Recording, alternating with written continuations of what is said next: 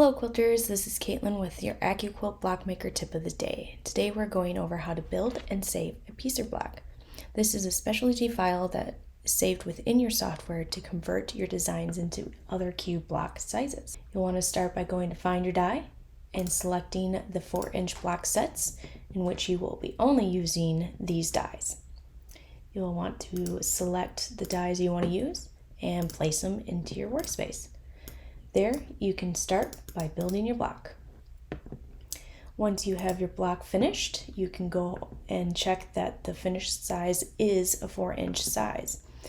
And you can do so with looking at the ruler at the top and the sides of the page. Then you will go to File, Specialty File, and save your block.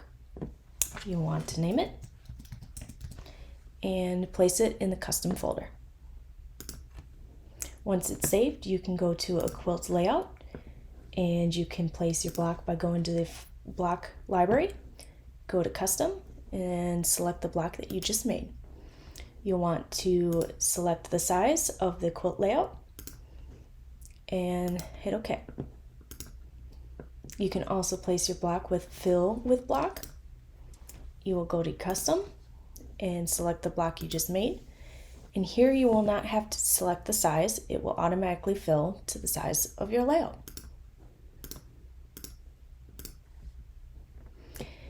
Once they are placed, you can see that all the dies have been changed to an 8-inch set.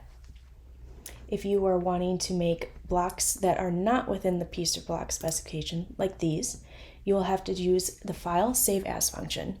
This will be a tip for a different day. Make sure to check back in for more AccuQuiltable tips and tricks, and happy quilting!